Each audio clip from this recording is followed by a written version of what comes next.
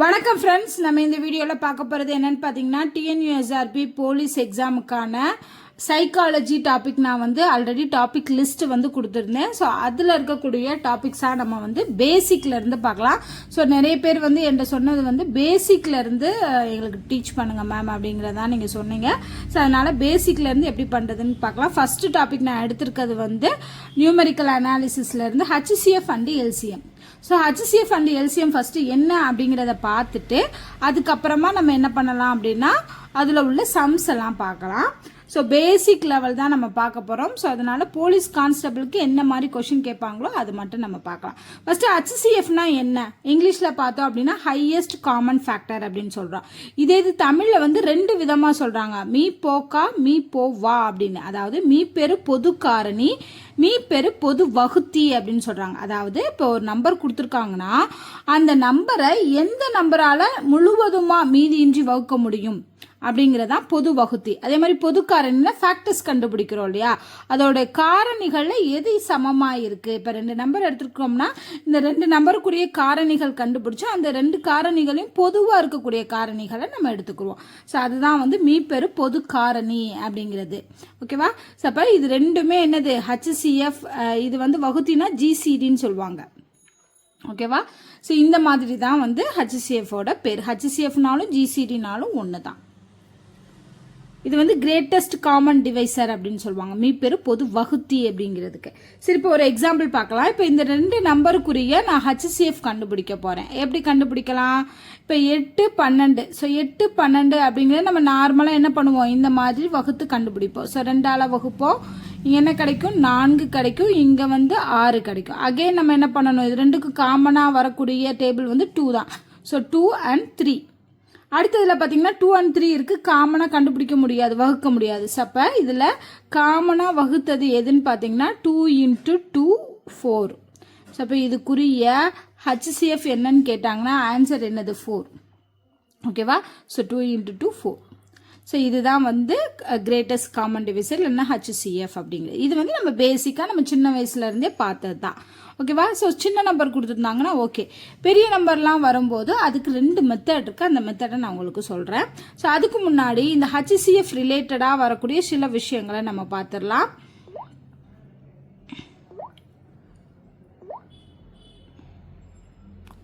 So இதில் பார்த்தோம் அப்படின்னா ஃபஸ்ட்டு HCF ஆஃப் 1, X அப்படின்னா என்னன்னா ரெண்டு நம்பரில் HCF கண்டுபிடிக்கக்கூடிய ரெண்டு நம்பரில் ஒரு நம்பர் 1 இருந்துச்சு அப்படின்னா அதுக்குரிய HCF வேல்யூ நம்ம டைரெக்டாக எழுதிடலாம் 1 அப்படின்னு. ஓகேவா? ஸோ இதெல்லாம் நமக்கு கொஷின்ஸில் அப்படி டைரெக்டாக கொடுப்பாங்க. இப்போ HCF ஆஃப் 1, 3 அப்படின்னு கொடுத்தாங்கன்னா இதோட HCF என்ன 1. அதே மாதிரி 1, 5 இல்லை 1, 50 இப்படி கொடுத்துருந்தாலும் அதோட HCF என்னது 1 தான். அதான் சொல்கிறாங்க HCF கண்டுபிடிக்கக்கூடிய ரெண்டு நம்பரில் ஏதாவது ஒரு நம்பர் 1ன்னு வந்திருந்தாலும் அதோட HCF என்னது 1. அடுத்து y என்பது எக்ஸின் மடங்கு எனில். இப்போ HCF கண்டுபிடிக்க போகிறோம். ரெண்டு நம்பர் கொடுத்துருக்காங்க X and Yன்னு.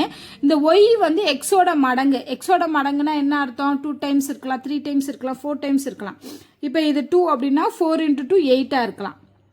ஓகேவா? இந்த மாதிரி மடங்காக இருந்துச்சு அப்படின்னா கண்டிப்பாக எக்ஸ் தான் என்னது, எக்ஸ் தான் என்ன வரும், HCFாக வரும். ஸோ இதெல்லாம் டைரக்ட் ஆன்சர். இதை பார்த்தோன்னே சொல்ல. இப்போ எக்ஸாம்பிள் பாருங்கள் 3, 6. 6ங்கிறது 3யோட மடங்கு, 3ஓட மடங்கு அப்படிங்கிறதுனால இதோட HCF கண்டிப்பாக என்ன தான் வரும், 3 தான் வரும். அதான் இங்கே சொல்ல வர்றாங்க. ஸோ இதை நம்ம என்ன பண்ணிடலாம், டைரக்டாக எடுத்துக்கலாம் அப்படியே. அடுத்த கொஸ்டின் பாருங்கள். அடுத்த இதில் கண்டிஷனில் ரெண்டு எண்களில் HCF ரெண்டு எண்களின் HCF 1 இருக்கணும் அப்படின்னா அவ்வெண்கள் சார்பகா எண்கள், சார்பகா எண்கள் அல்லது இணைப்பகா எண்கள் எனப்படும். அதாவது HCF அப்படிங்கிறது வேல்யூ 1 வருது. அதாவது இந்த கண்டிஷனை விட்டுருங்க, ஏதாவது ஒரு நம்பர் 1 இருந்தால் HCF 1 வரும்னு. அதை தவிர்த்து HCFோட வேல்யூ 1 இருக்கணும் அப்படின்னா அந்த ரெண்டு எண்களும் என்னவா இருக்குன்னா சார்பகா எண்களா இருக்கும் அப்படின்னு சொல்றாங்க. அப்ப சார்பகா எண்கள்னா என்ன ஓகேவா. ஸோ அதுக்கு 3 கண்டிஷன்ஸ் இருக்குது. சார் பகா எண்கள் அப்படிங்கிறது வர்றதுக்கு. ஸோ 3 கண்டிஷன் இருக்குது. அந்த 3 கண்டிஷன் என்ன அப்படிங்கிறத பார்ப்போம். ஸோ 2 எண்களுமே பகா எண்களாக இருக்கணும். 2 எண்களும் பகா எண்கள்னால் ப்ரைம் நம்பராக இருந்துச்சு அப்படின்னா அதோட HCF வேல்யூ 1. ஸோ இதெல்லாம் வந்து நம்ம டைரெக்டாக ஆன்சர் பண்ணுற விதங்களில் வரும். ஏன்னா 2 எண்களோட HCF வந்து 2 எண்களோட HCF நம்ம கண்டுபிடிக்கிறோம். அந்த 2 எண்களுமே ப்ரைம் நம்பர்ஸாக இருக்கும்போது நம்ம கண்ணை முடிட்டு என்ன பண்ணிடலாம், அதோட ஆன்சர் வந்து 1ன்னு போட்டுடலாம். ஓகேவா. ஸோ 2மே ப்ரைம் நம்பராக இருந்துச்சுன்னா அதோட HCF வேல்யூ 1 இருக்கும். அடுத்து 2மே பகு எண்கள். பகு எண்கள்னா என்ன, நான் ப்ரைம் நம்பர்ஸ். ஓகேவா. ஸோ 2மே நான் ப்ரைம் நம்பராகவும் இருக்கலாம். அப்படி இருந்தாலும் சில டைமில் வந்து HCF வேல்யூ வந்து 1 வரலாம். இப்போ 14, 27 இதில் காமனாக டிவைட் பண்ணக்கூடிய எதுவுமே இல்லை அப்படிங்கிறனால இதோட HCF வந்து 1 இருக்கலாம். அடுத்து ஓர் எண் வந்து பகு எண்ணாகவும் இன்னொரு எண் வந்து பகா எண்ணாகவும், அதாவது ஒன்று வந்து ப்ரைம் நம்பராகவும் இன்னும் நான் ப்ரைம் நம்பராகவும் இருந்தாலுமே அங்கே என்ன வரும், சார் பகா எண்களாக வரும். அப்போ அதோட HCF 1 வரும். ஓகேவா. இந்த 3 கண்டிஷன்லையும் வர்றது தான் சார் பகா எண்கள் அப்படின்னு சொல்லியிருக்காங்க. இப்போ நம்ம என்ன பண்ணலாம், எக்ஸாம்பிள் பார்க்கலாமா. 40, 56. இப்போ இதோட HCF பார்க்கலாம். 40, 56 இதை வந்து 2 டேபிளில் போடலாம். நம்ம கொஞ்சம் டேபிள்ஸ் தெரியுறதுனால நம்ம இதை என்ன பண்ணலாம், 4 டேபிள்லேயே போடலாமா. ஓகேவா. ஸோ 2 டேபிளில் இருந்து கூட நம்ம போட்டுட்டு வரலாம். ஸோ இங்கே பார்த்தீங்கன்னா 10 வரும். இங்கே 1 4s are 4, 4 4s are 60.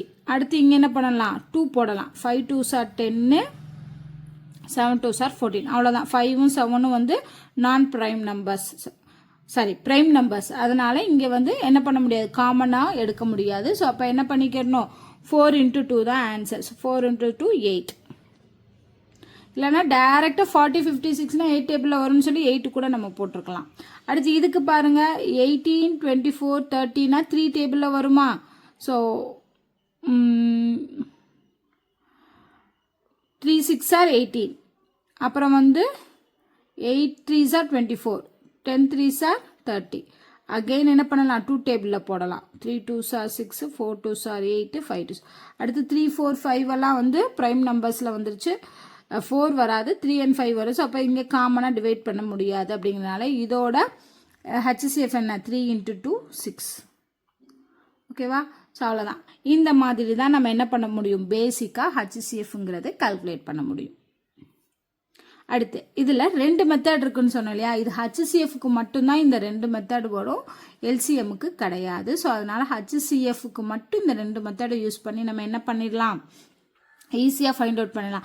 இந்த 2 மெத்தட் எப்போ நம்ம யூஸ் பண்ணணும் அப்படின்னு பார்த்தீங்கன்னா, பெரிய பெரிய நம்பர்ஸ்லாம் கொடுக்கும்போது அங்கே உட்காந்து நம்ம 2 டேபிள் 3 டேபிள் 4 டேபிள்னு போட்டுக்கிட்டு இருக்க முடியலையா, அந்த டைமில் நம்ம இந்த மெத்தடை யூஸ் பண்ணலாம். அதாவது தொடர் கழித்தல் முறை அப்படின்னு சொல்லக்கூடிய ஒரு மெத்தட். அதாவது தொடர்ந்து நம்ம என்ன பண்ணணும், சப்ராக்ட் பண்ணிக்கிட்டே வந்து நம்ம என்ன பண்ணணும், ஆன்சர் கண்டுபிடிக்கணும். ஸோ அதுக்கு ஒரு எக்ஸாம்பிள் நான் இப்போ பண்ணி காட்டுறேன். தொடர் கழித்தல் முறைனா என்ன, 16, 28. 16, 28. ஸோ 16, 28ஓட தொடர் கழித்தல் முறையில் நம்ம எப்படி பண்ணுறது. ஓகே. ஸோ தொடர் கழித்தல் முறையில் என்ன பண்ணணும்னா, சின்ன நம்பரை விட்டுறணும். பெரிய நம்பர் இருக்கு இல்லையா, அந்த பெரிய நம்பர்லேருந்து சின்ன நம்பரை கழிச்சு போடணும். ஓகேவா. அதுதான். ஸோ இப்போ பாருங்கள், இப்போ பெரிய நம்பர் எது, 28. 28லேருந்து 16 சப்ராக்ட் பண்ணுங்கள். 16 சப்ராக்ட் பண்ணால் 12 கிடைக்கும். ஓகேவா. அப்போ நம்ம என்ன பண்ணணும், இந்த 28க்கு பதில் 12 போடணும். இந்த நம்பரை அப்படியே வச்சுக்கிறணும். அகெயின் என்ன பண்ணணும், பெரிய நம்பர்லேருந்து சின்ன நம்பரை கழிக்கணும். கழிச்சிங்கன்னா என்ன கிடைக்கும், 16 × 16லேருந்து 12 போச்சுன்னா 4 கிடைக்கும். மிச்ச நம்பர் 12. அப்போ 4, 12. ஆக்சுவலாக இது எப்படி எழுதணும்னா, பெரிய நம்பர் சின்ன நம்பர் 12, 4 தான் எழுதணும். 4, 12ன்னு எழுதக்கூடாது. அடுத்து என்ன பண்ணணும், 12, 4ல் அகெயின் என்ன பண்ணணும், சப்ராக்ட் பண்ணணும். 12லேருந்து 4 சப்ராக்ட் பண்ணோம் அப்படின்னா 8 கிடைக்கும். மிச்சம் இருக்க சின்ன நம்பர் 4, அதை அப்படியே வச்சுக்கணும். அகெயின் என்ன பண்ணணும், 8, 4லேருந்து 8, 4ல் கழிக்கணும். 8யும் 4யும் கழிச்சோம்னா என்ன கிடைக்கும், 4. சின்ன நம்பர் அப்படியே வச்சுக்கணும். ஸோ 4, 4. ஸோ எப்போ நம்ம ஸ்டாப் பண்ணணும்னா, இந்த 2 நம்பரும் எப்போ ஈக்குவலாக வருதோ அப்போ நம்ம இந்த ப்ரொசீஜரை ஸ்டாப் பண்ணணும். ஸோ அப்போது எந்த 2 நம்பர் ஈக்குவலாக இருக்குது, 4. அப்போ இதோட HCF வேல்யூ 4. ஓகே. இதுதான் வந்து தொடர் கழித்தல் முறை. புரியுதா உங்களுக்கு? ஸோ தொடர் கழித்தல் முறையில் பெரிய நம்பர்லேருந்து சின்ன நம்பரை சப்ராக்ட் பண்ணணும். முன்னாடி உள்ள சின்ன நம்பரை அப்படியே அடுத்தடுத்த ஸ்டேஜுக்கு நம்ம கொண்டு வந்துக்கிட்டே இருக்கணும். இதுதான் இந்த மெத்தடில் நீங்கள் போட்டீங்க அப்படின்னா நமக்கு என்ன கண்டுபிடிச்சலாம், எப்போ வந்து இந்த 2 நம்பரும் ஈக்குவலாக வருதோ அந்த இடத்துல நம்ம ஸ்டாப் பண்ணி அதுதான் HCF அப்படின்னு சொல்லி கொண்டு வந்துடலாம். இது தொடர் கழித்தல் முறை. அதே இது தொடர் வகுத்தல் முறையும் இருக்கு. தொடர் வகுத்தல் முறையில் பார்த்தோம் அப்படின்னா 396 300. இப்போ இதை வகுக்க போகிறோம் அப்படின்னா சின்ன நம்பரை வெளியே வச்சுக்கிறணும், பெரிய நம்பரை உள்ளே கொண்டு வந்துடணும் வகுக்கிறதுனால. ஓகேவா? ஸோ 300 396. இப்போ என்ன பண்ணோம், 1 டைம் போடலாமா? 1 300 300. அப்போ மிச்சம் என்ன இருக்குது, 96 கிடைக்குது. இப்போ இது சின்ன நம்பராக இருக்குது, இது பெரிய நம்பராக இருக்குது. அப்போ அடுத்த டிவிஷனில் நம்ம என்ன பண்ணணும்னா இந்த பெரிய நம்பரை உள்ளே போட்டுடணும், இந்த 96ஐ வெளியே வச்சுக்கிறணும். ஓகேவா? அகெயின் என்ன பண்ணணும், 96ஐ மல்டிப்ளை, அதாவது 96க்கு டிவைட் பண்ணணும். இப்போ 96 எத்தனை டைம்ஸ் போடலாம், 4 டைம்ஸ் போடலாமா? 64 24க்கு 4 மிச்சம் 2 நாங்கள் 36 வருது. அப்போ 3 டைம்ஸ் தான் போடுவோம். 3 18க்கு 8 மிச்சம் இங்கே 1 27 28 வருது. ஸோ அப்போ 3 டைம்ஸ் போட்டோம்னா 288 வருது. ஸோ சப்ராக்ட் பண்ணுங்கள், 2 வரும், இங்கே 1 வரும், 12 வரும். ஓகேவா? அகெயின் என்ன இருக்குது, 96 12 இருக்குது. அப்போ நம்ம என்ன பண்ணணும், அடுத்த டிவிஷன் பண்ணணும். ஸோ அடுத்த டிவிஷன் எப்படி பண்ணணும்னா 96 தூக்கி உள்ளே போட்டுட்டு 12 வெளியே வச்சுக்கிறோம். 12 வந்து எத்தனை டைம்ஸ் போடலாம், 8 டைம்ஸ் போடலாமா? 8 2 6 96. அப்போ 8 டைம்ஸ் போட்டோம் அப்படின்னா 96 ஈக்குவல் டு 0. அப்போது இது எப்போ ஸ்டார்ட் பண்ணணும்னா எந்த இடத்துல இது 0 ஆகுது அந்த இடத்துல என்ன டிவைட் பண்ணக்கூடிய நம்பர் வருதோ அதுதான் இதோடைய HCF. ஸோ ஆன்சர் இதுக்கு 12. ஓகேவா? ஸோ இப்படி தான் வந்து டிவிஷன் தொடர் வகுத்தல் முறையில் டிவைட் பண்ணணும். இப்போ 396 300 இதை நம்ம 3 டேபிள் வச்சு போடலாம், அந்த மாதிரி மெத்தட் போடலாம். பட் இதை விட பெரிய பெரிய நம்பர்ஸ்லாம் கொடுக்கும்போது இந்த தொடர் வகுத்தல் முறை அப்படிங்கிறது வந்து நமக்கு யூஸ் ஆகும். ஓகேவா? ஸோ இதுக்கு முன்னாடி நம்ம பார்த்தோம் இல்லையா, அதாவது இந்த டானா வகுத்தல் போடுறது வந்து ப்ரைம் ஃபேக்டரைசேஷன் மெத்தட்னு சொல்லுவாங்க. ஓகேவா? ப்ரைம் ஃபேக்டர், அதாவது காரணிப்படுத்துதல் முறையில் பண்ணலாம். இல்லை அப்படின்னா தொடர் கழித்தல் முறையில் நம்ம HCF கண்டுபிடிக்கலாம், இல்லைனா தொடர் வகுத்தல் முறையில் HCF கண்டுபிடிக்கலாம். ஸோ இந்த 3 மெத்தட்லையுமே நம்ம HCF கண்டுபிடிக்க முடியும். இது சில நேரங்களில் நமக்கு யூஸ் ஆகும். ஸோ அதை வந்து நம்ம எப்படி யூஸ் பண்ணுறதுங்கிறத நம்ம ப்ரீவியஸ் இயர் கொஷினை பார்க்கும்போது நம்ம தெரிஞ்சுக்கலாம். ஸோ இந்த மெத்தட் புரியும் நினைக்கிறேன். அண்ட் இந்த மெத்தட், இந்த தொடர் வகுத்தல் முறை பாலினாமியல் ஈக்குவேஷன் கொடுக்குறாங்க இல்லையா, இப்போ HCF ஆஃப் பாலினாமியல் கண்டுபிடிக்கும் போது பாலினாமியல் ஈக்குவேஷன் கொடுத்து அதுக்கு HCF கண்டுபிடிக்கிற இடத்துல இந்த மெத்தட் வந்து யூஸ் ஆகும். ஓகேவா? இப்போ நம்ம பண்ணோம் இல்லையா, இந்த உள்ளே இருக்கக்கூடிய நம்பரை தூக்கி இங்கே டிவைடில் போட்டு இது தூக்கி டிவைடண்டில் போடுறது, அந்த மெத்தட் வந்து பாலினாமியல் HCF கண்டுபிடிக்கும் போது யூஸ் ஆகும். அது நம்ம பார்க்கலாம் அடுத்தடுத்து. ஸோ நெக்ஸ்ட் வந்து இதோட வந்து HCF மெத்தட் முடிஞ்சு. 3 மெத்தடில் தான் நம்ம HCF கண்டுபிடிச்சோம். அடுத்து நம்ம பார்க்க போகிறது வந்து LCM, லீஸ்ட் காமன் அல்லது lowest common factor, least common divisor. ஓகேவா? LCDன்னு சொல்லுவாங்க, LCD லீஸ்ட் காமன் டிவைசர் அப்படின்னு சொல்லுவாங்க. ஸோ மீச்சிறு பொது மடங்கு, தமிழில் சொல்லணும்னா மீச்சிறு பொது மடங்கு, மீச்சிமா. ஸோ இதில் என்ன பண்ண போகிறோம் அப்படின்னா சேம் மெத்தட் தான். பட் நம்ம என்ன பண்ணணும், அந்த டிவைட் ஆகாத நம்பர்ஸ் இருக்குல்ல அதையுமே எடுத்துக்கணும். இப்போ 40 நம்ம பார்த்தோம் இல்லையா, 40, 56 தான் இங்கே எக்ஸாம்பிள் பார்த்தோம். சேம் நம்பரை நம்ம இங்கே பார்க்கலாம். 40, 56 எடுத்துக்கிறோம். இதை 4ஆல் போடுங்க. 4ஆல் போட்டோம்னா 10 14 கிடைச்சிச்சு. திருப்பி 2ஆல் போட்டோம்னா 5 7. இப்போ நம்ம என்ன பண்ணோம், 5 7 வந்து அவ்வளோதான், இதுக்கு ஃபேக்டர் வந்து 1 தான். ஸோ அதனால் அப்படியே வச்சுக்கோங்க.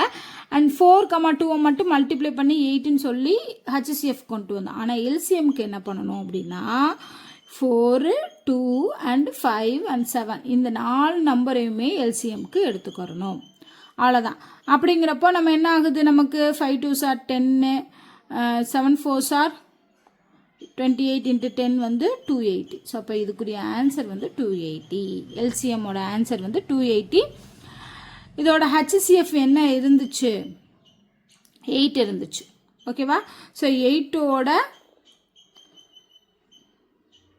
HCF வந்து எப்பயுமே LCMை விட கம்மியாக தான் இருக்கும். HCF is less than LCM. So இப்போ பாருங்கள், இது 8 கிடச்சிருக்கு, LCMக்கு 280 கிடச்சிருக்கு. ஓகேவா? ஸோ அப்போது இதுதான் டிஃப்ரென்ஸ். எல்சிஎம்மில் மிச்சம் இருக்கக்கூடிய நம்பர்ஸையும் சேர்த்து மல்டிப்ளை பண்ணுறது தான் எல்சிஎம். அடுத்து இதில் சில கண்டிஷன்ஸ் இருக்கு. மீச்சிமா என்பது கொடுக்கப்பட்டுள்ள எண்களில் பெரிய எண்ணை விட பெரியதாகவோ அல்லது சமமாகவோ இருக்கும். சம்டைம்ஸ் இப்போ 2 நம்பர் கொடுத்துருக்காங்க அப்படின்னா இதோட எல்சிஎம்மோட வேல்யூங்கிறது இதில் எது பெரிய நம்பர் 56 இதை விட பெருசாக இருக்கா? 280ங்கிறது பெருசாக இருக்குது. அதே இது சில சமயம் இதே நம்பருக்கு அந்த பெரிய நம்பருக்கு ஈக்குவலாகவும் கூட எல்சிஎம் வர்றதுக்கு சான்சஸ் இருக்குது அப்படின்னு சொல்கிறாங்க. அடுத்து எல்சிஎம் என்பது எப்பொழுதும் ஹச்சிசிஎஃபின் மடங்காக இருக்கும். மடங்குனா என்ன அர்த்தம்? இதோட மல்டிபிளாக இருக்கும். இப்போ 8 280. ஸோ 8 280ங்கிறது 8ஓட மல்டிபிளாக இருக்கும் அப்படின்னு சொல்கிறாங்க. கண்டிப்பாக 8ஓட மல்டிபிள் தான், அதான் சொல்ல வர்றாங்க. எல்சிஎம் என்பது எப்போதும் அதாவது மீபோக்காவோட ஹச்சிசிஎஃபோட மடங்காக இருக்கும். ஸோ இதெல்லாம் கண்டிஷன்ஸ், இதெல்லாம் வந்து நமக்கு ஷார்ட்கட்ஸுக்கு யூஸ் ஆகும். அடுத்து இதில் இன்னொரு கண்டிஷன்ஸ் கொடுத்துருப்பாங்க, ஒரு ஃபார்முலா கொடுத்துருப்பாங்க. இது ரொம்ப முக்கியமான ஃபார்முலா. இதை வச்சு கொஷின் நிறைய கேட்டிருக்காங்க.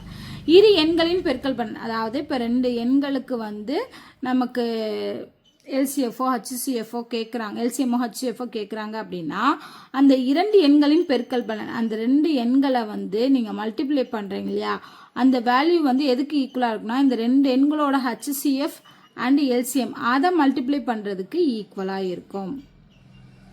ஓகேவா? ஸோ எல்சிஎம் ஆஃப் 4,5 இதுக்கு ஈக்குவலாக இருக்கும் அப்படின்னு சொல்கிறாங்க. ஸோ இதுதான் வந்து ஃபார்முலா. இது வரைக்கும் நம்ம தெரிஞ்சுக்கிட்டா போதும். பேசிக் இதுதான். எல்சிஎம் அண்ட் ஹச்சிசிஎஃபோட பேசிக்ஸ் நம்ம கற்றுக்கிட்டு அப்புறம் நம்ம கொஷினில் உள்ள சம்ஸ் எல்லாமே சால்வ் பண்ணி பார்க்கலாம் பேசிக்கில் இருந்து. இதுலேயே நிறைய மெத்தட்ஸ் இருக்குது.